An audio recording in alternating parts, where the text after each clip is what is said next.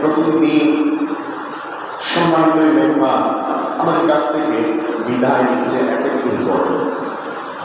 হয়তো এই রমজান আগামী বছর আমরা পাবো কিনা সেটা আমরা জানি না। গত বছর এমন সময়ে আমাদের সাথে এমনও মানুষ ছিলেন, এমন মুসলিম ছিলেন, আমাদের ভাই ছিলেন, আমাদের সাথে জামাতের তারাবি করেছেন, জামাতের সাথে নামাজ আদায় করেছিলেন, কিন্তু হয়তো এই রমজানুল কারীমে তিনি আর আমাদের মাঝে নেই। হয়তো এমনও হতে পারে আগামী বছরের রমজানের রোজা আমরা নাও পেতে পারি। তাই এই সর্বময় এটাকে সর্বশেষ সময় মনে করে হলেও আল্লাহর দরবারে আমরা যে গুনাহ করেছি আমরা সেই গুনাহ ক্ষমা চেয়ে নিব আল্লাহর কাছে এবং নিজেকে শুকিয়ে নিব যে কতদিন আল্লাহ তাআলা আমাদেরকে হায়াত দিয়েছেন, রিজিক দিয়েছেন।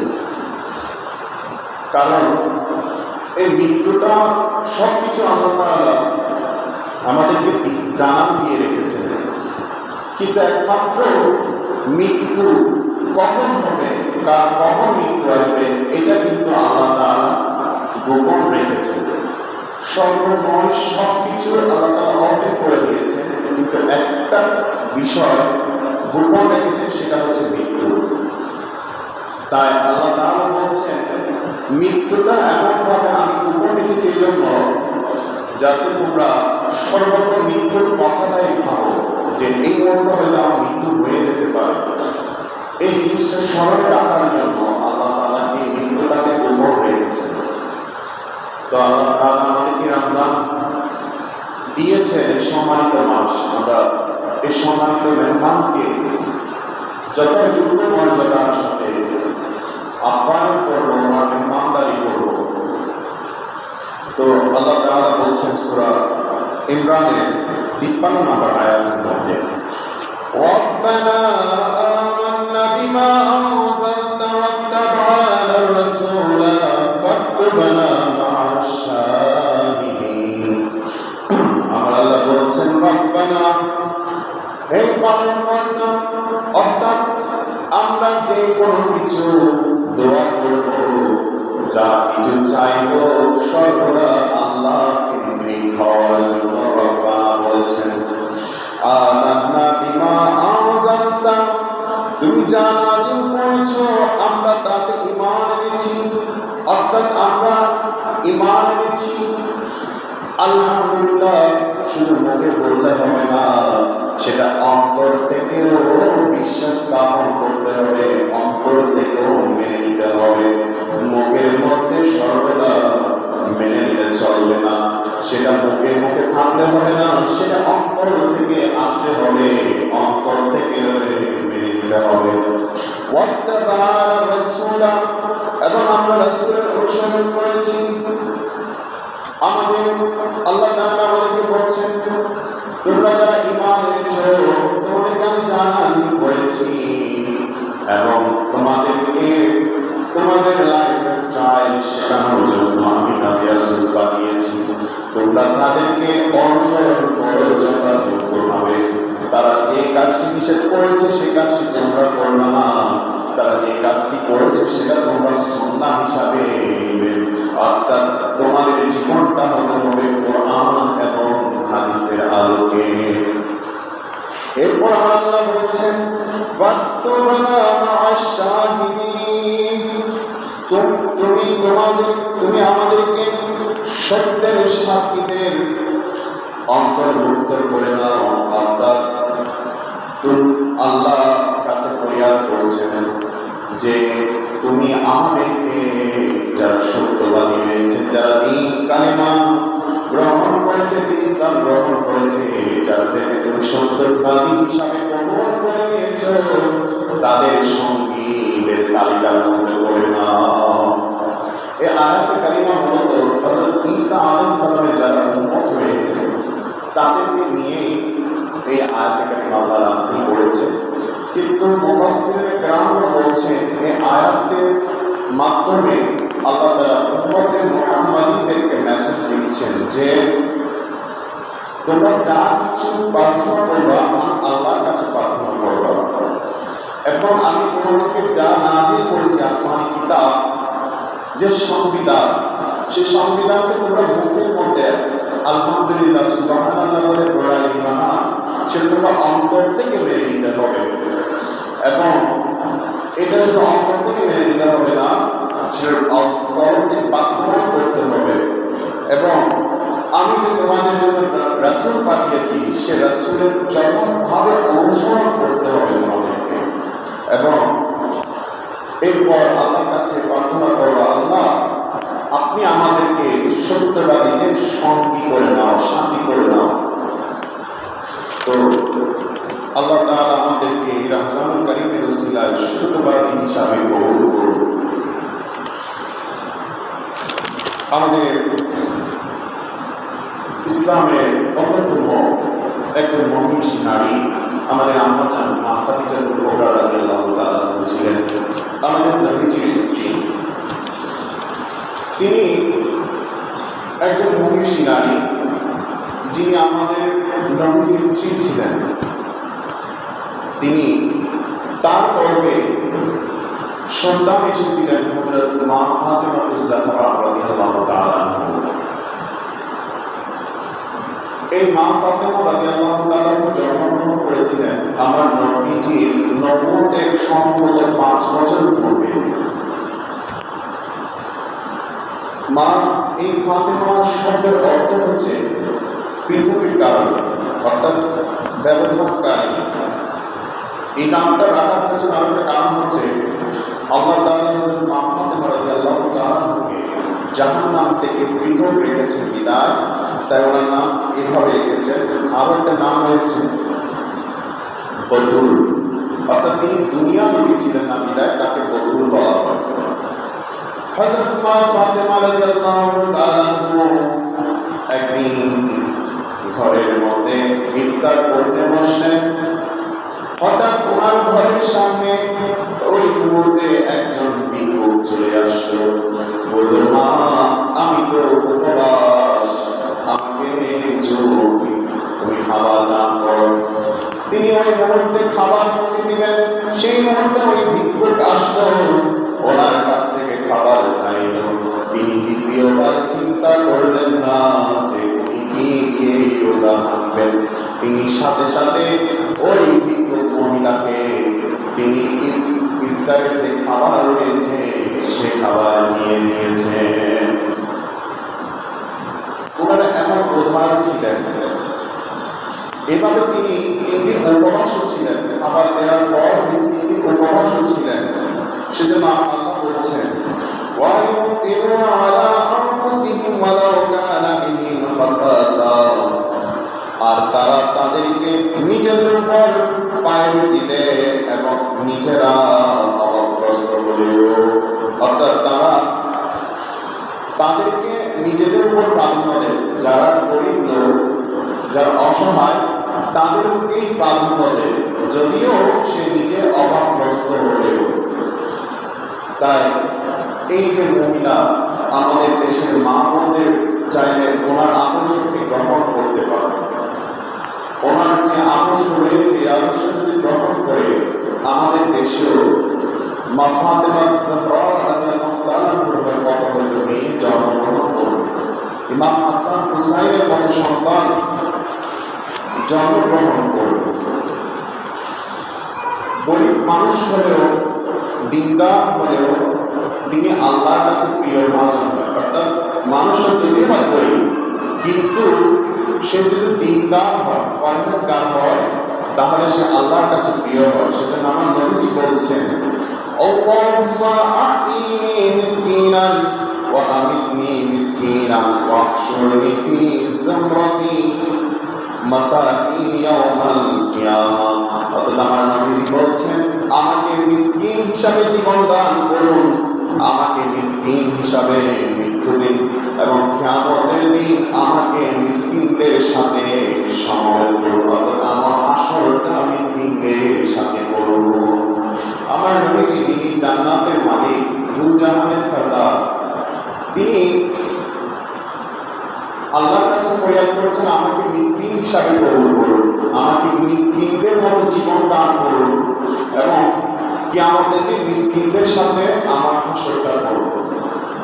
তো আসলে আজকে যে আমাদের মুসলমানদের মধ্যে যে অহংকার দাম্ভিকতা চলে এসেছে, অথচ আমাদের রোল মডেল আমাদের নবীজি সাল্লাল্লাহু আলাইহি ওয়াসাল্লাম তিনি ছিলেন একদম সর্বসাধারণ, যদিও বা পৃথিবীর সবচেয়ে দুনিয়া এবং আখিরাতের সবচেয়ে পাওয়ারফুল একজন পার্সন ছিলেন, আছেন। তিনি আল্লাহর কাছে প্রার্থনা করছেন মিসকিনদের মধ্যে জীবন যাপন। আল্লাহ তাআলা আমাদেরকে বোঝার তৌফিক দান করুন। বলছিলাম মা ফাতেমাতুজ জাহরা রাদিয়াল্লাহু তাআলা তিনি ছিলেন এমন একজন নারী, জাহরা শব্দের অর্থটাই হচ্ছে এইভাবে এসেছে, আমার নবীজি যখন জান্নাতের সুঘ্রাণ নিতে চাইতেন, আমার নবীজি যখন জান্নাতের সুগন্ধ নিতে চাইতেন, তখন আমার নবীজি বলছেন আমি মা ফাতেমার ঘাড়ে গিয়ে খুশবু নিতাম, অর্থাৎ ওনার ঘাট থেকে তিনি জান্নাতের সুঘ্রাণ পেতেন। সুবহানাল্লাহ। তিনি ছিলেন এমন একজন মহিষী নারী যার ওপারটা হচ্ছে 3 রমজান, অনেক মতান্তরে 11 রমজান, অনেক মতান্তরে 28 রমজান। তো এই মহিষী নারী যিনি যার হাত থেকে আমার নবীজি জান্নাতের সুঘ্রাণ পেতেন। তো একদিন আমার নবীজি মা ফাতেমা রাদিয়াল্লাহু তাআলাকে নিয়ে বিয়ের প্রস্তাব আসছে। এই বিয়েটা ছিল এমন একটা বিয়ে যে বিয়েটা ছিল আসমানি সিদ্ধান্তে, কোন দুনিয়ার সিদ্ধান্তে বিয়ে হয়নি। যদিও আমাদের বর্তমান সমাজে বিয়ের আলোকটা হচ্ছে ভিন্ন, কিন্তু এই বিয়েটি ছিল ভিন্ন। হযরত মা ফাতেমা রাদিয়াল্লাহু তাআলাকে বিবাহ করার জন্য আরবের বড় বড় ধনী লোকরা প্রস্তাব দিচ্ছেন আমার নবীজির কাছে, ইয়া রাসূলুল্লাহ আমি আপনার কন্যা ফাতেমাকে বিয়ে করতে চাই, নিকাহ করতে চাই। আমার নবীজি চুপ ছিলেন। সে মুহূর্তেও আরো অনেক নামি দামি মানুষ আসলেন বিয়ে করার জন্য প্রস্তাব দিলেন আমার নবীজির কাছে। আমার নবীজি সেখানেও চুপ ছিলেন, কোনো রকম কথা বললেন না। যখন মাওলা আয়েশা খুদা রাদিয়াল্লাহু তাআলা আমার নবীজির কাছে বিয়ে প্রস্তাব নিয়ে এলেন, ইয়া রাসূলুল্লাহ আমি ফাতেমাকে আপনার কন্যা, আপনার নবী মুত্তাকি নবী দুলালী হযরত ফাতেমাকে বিয়ে করতে চাই। আমি কিন্তু গরিব, আমার কাছে কিছু নেই। তখন আমার নবীজি বললেন, আমি তোমাকে আমার মেয়ে বিয়ে দেওয়ার জন্য এটা আসমানি ফয়সালা আগে থেকে চলে এসেছে। আমি শুধু এতক্ষণ যাবত ধরে অপেক্ষা করেছিলাম যে তুমি কখন আসবা আমার মেয়েকে বিয়ের প্রস্তাব নিয়ে। তখন হযরত আলী রাদিয়াল্লাহু তাআলা আমার নবীজিকে প্রস্তাব দিলেন যে ইয়া রাসূলুল্লাহ আমি ফাতেমাকে বিয়ে করতে চাই। তখন আমার নবীজি বলছেন, আলী তোমার কাছে কি আছে, তোমার ঘরে কি আছে? তখন তিনি বলছেন, ইয়া রাসূলুল্লাহ আমার ঘরে আমার কাছে একটা যুদ্ধের পোশাক ছাড়া আর কিছুই নেই। তখন আমার নবীজি বলছেন, তুমি ওই বর্ণটা বিক্রি করে তুমি ফাতেমার মহরানা দিয়ে দাও। সুবহানাল্লাহ। এ থেকে বোঝা যায় আমার নবীজি যখন যাই বলতেন তাই শরীয়ত হিসাবে পরিণত হতো। তখন তিনি ওই বর্ণটা বিক্রি করে, যুদ্ধের পোশাকটা বিক্রি করে হযরত ফাতেমা রাদিয়াল্লাহু তাআলা মহরানা দিয়ে ওনাকে বিয়ে করলেন। এবং আমার নবীজি, অথচ বর্তমান যুগে আমরা যদি চিন্তা করি আমরা এমনটা চিন্তা করব না, কিন্তু আমার নবীজি যখন আলী রাদিয়াল্লাহু তাআলা ছিলেন গরিব, ওনার কাছে কোনো সম্পদ ছিল না, কিন্তু আমার নবীজি ওনাকে ওনার কন্যাকে বিয়ে দিয়ে দিলেন। অথচ তিনি ছিলেন ওনাকে বিয়ে করতে এসেছিলেন আরবের বড় বড় যারা ধনী লোক তারা এসেছিলেন, বড় বড় নামি দামি বংশের মানুষরা এসেছিলেন বিয়ে করতে, কিন্তু তিনি তাদেরকে দেননি। তিনি একমাত্র হযরত আলীকে দিয়েছেন এই ভিত্তিতে যে আলী ছিলেন সবচেয়ে তাকওয়াবান। সুবহানাল্লাহ। কিন্তু বর্তমান যুগে যদি আমরা চিন্তা করি, প্রথমেই তার সম্পদের পরিমাণ কত, তার অ্যাকাউন্ট ব্যাংক ব্যালেন্স কত, এটাকে দেখে অবশ্যই সেটা দেখা উচিত, প্রতিষ্ঠিত হবে এটাও শুনলাম। কিন্তু সবচেয়ে সবার আগে যে বিষয়টা দেখতে হবে সেটা হচ্ছে ওই ছেলেটার তাকওয়াবান কিনা, দিনদার কিনা। যে ছেলে আল্লাহকে ভয় পায়, যার মধ্যে তাকওয়া আছে, সে তারপরকে অবশ্যই কি রাখবে? শান্তিতে রাখবে, আপনার মেয়েকে শান্তিতে রাখবে। আজকে যদি আমরা আমাদের সমাজে দেখি, ডিভোর্সের হারটা কিন্তু বেড়েই চলছে। প্রত্যেকটা সংসারের মধ্যে অশান্তি লেগেই আছে। কিন্তু এটা একমাত্র এই জন্য আমরা আসমানি যে ফাইসালা সেটাকে প্রায়োরিটি না দিয়ে আমরা প্রায়োরিটি দিয়ে দিয়েছি দুনিয়ার মধ্যে, মানে বিয়েটা দিয়েছি দুনিয়ার মধ্যে সীমাবদ্ধ। অথচ যে বিবাহকে আমার নবীজি বলছেন দিনের অর্ধেক, কিন্তু আমরা সে বিবাহকে করে ফেলেছি দুনিয়ামুখী, যার জন্য আমাদের আজকের সংসারগুলো, আজকে বর্তমান যে সমাজের সংসার, সেগুলো বেশি দিন স্থায়ী হচ্ছে না। সেই সংসারগুলোতে না হয় যুদ্ধ, না হয় ঝগড়া, এই যে একটা যুদ্ধ লেগেই আছে, একটা অশান্তি লেগেই আছে। কিন্তু এটা আমরা দুনিয়াকে প্রায়োরিটি দেওয়ার কারণে। কিন্তু ফাতেমা রাদিয়াল্লাহু তাআলা যে আমার নবী বিয়ে দিয়ে ফেললেন, তখন আলী ঘরে যখন নিয়ে যাচ্ছেন, তখন আমার নবীজি দূর থেকে চুপ করেছিলেন।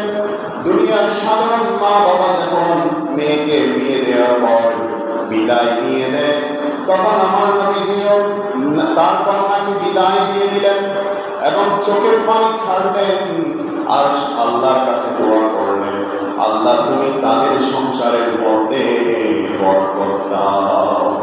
কিন্তু বর্তমান বাস্তব চিত্রে দেখেন, এই যে দোয়ার একটা বিষয়, এই দোয়াটা কিন্তু এখন নাই। মেয়েকে বিয়ে দেওয়ার পর যদি কোনো বাবাকে জিজ্ঞেস করে বা দেখে দাও, কিন্তু তার মধ্যে সেই দোয়াটা করার যে বিষয়, এটা কিন্তু দেখা যায় না। তাই আল্লাহ তাআলা আমাদেরকে বোঝার তৌফিক দান করুন। আমাদের সমাজের বিয়েগুলো যেন তাকওয়ার উপরে হয়। তবে তাকওয়ারকে যদি আমরা গুরুত্ব না দিয়ে থাকি, তাহলে প্রত্যেকটা জিনিসে কি হবে, এখানে ঝামেলা লেগেই থাকবে, এই সংসারগুলো বেশি স্থায়ী হবে না। তাই আল্লাহ তাআলা আমাদের সবাইকে বোঝার তৌফিক দান করুন। আমাদের সম্মুখে খুব কাছাকাছি ইতিকাফ চলে আসছে।